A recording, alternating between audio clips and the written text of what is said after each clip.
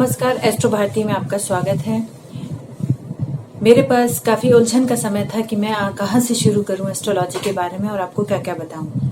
तब मैंने सोचा एक सीरीज़ बनाते हैं जिसमें कुछ एस्ट्रोलॉजी के बारे में बेसिक्स आपको बताते हैं, जिससे आपको खुद पता चलेगा कि आपको क्या सचमुच परेशानी है या परेशानी है तो उसका कोई समाधान करना चाहिए, समाधान करना भी चाहिए या नहीं करना चाहिए, या किसी ने कुछ बताया है तो उसको मानना भी चाहिए या नहीं मानना चाहिए। आप समझ लीजिए, क्योंकि कई बार मेरे पास लोग आते हैं और उम्मीद करते हैं कि जब वो कुंडली दिखाएंगे तो मैं जो हूँ उनको एक रेमेडी दे दूंगी। वो रेमेडी जो है वो चॉकलेट या लेमन जूस की तरह से वो खा लेंगे और चीज़ें सॉर्ट आउट हो जाएंगी। हम सभी जानते हैं कि हम कर्म बंध की वजह से संसार में आए हैं। हमें जो भी संसार में मिला है, माँ बाप भाई बहन, वो सब हमें कर्म बंध की वजह से मिले हैं। उनसे हमारा या तो कोई ना कोई लेना देना पूर्व जन्म में रह गया है या होने वाला है, जिसे हमें इस जन्म में निभाना है। क्योंकि जो हमें भाग्य मिला है, यानी कि भाग्य के रूप में हमें माँ बाप मिला है, एक परिवार मिला है, एक गोत्र मिला है, एक वंश मिला है। उस वंश से उपलब्ध जो उपलब्धियां हैं, उस वंश का एक नाम है, आपके पिता का किया हुआ एक सम्मान है, उनकी कुछ संपत्ति होगी जिसके आगे जाके आप हिस्सेदार होंगे।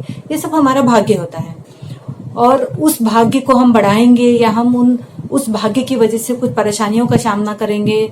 क्योंकि जब बच्चा छोटा है तो उसे ज्यादा समझ भी नहीं होती है और वो 12 साल तक उसको बहुत ज्यादा कुछ करने की जरूरत भी नहीं पड़ती है। 12 साल के बाद जो है उसकी उपलब्धियों का समय शुरू होता है, जो कि आगे चलता ही रहता है। अब मेरे पास बहुत सारे लोग आते हैं, जिसमें से बहुत सारे लोग ऐसे होंगे जिनको कंसल्टेशन किया होगा तो 80% का यदि काम हुआ है, तो 20% ऐसे भी लोग होंगे जिनका काम नहीं हुआ होगा और वो असंतुष्ट होंगे। तो जो लोगों को मुझसे मिलकर या किसी और से भी मिलकर ऐसा लगा होगा कि उनका काम नहीं हुआ, तो उन्हें लगने लगता है कि एस्ट्रोलॉजी जो विद्या है वह विद्या ही गलत है, और वो पूरी विद्या को गलत साबित करने के लिए सबूत और उपाय जुटाने लगते हैं और बोलने लगते हैं कि ये तो विद्या ठीक नहीं है। अब बात ऐसी है कि इसको हम कैसे समझें और कैसे जानें। तो कोई भी आपके किए गए कर्म हैं तो वो लेमन जूस खाने से तो ठीक नहीं होंगे। तो आप खुद समझ लें और ये सीरीज देखेंगे तो आपको बहुत सारी चीज़ों की क्लियरिटी आएगी, और मैं कोशिश पूरी करूंगी कि आपके सभी सवालों का जवाब दूं अपनी इस सीरीज में।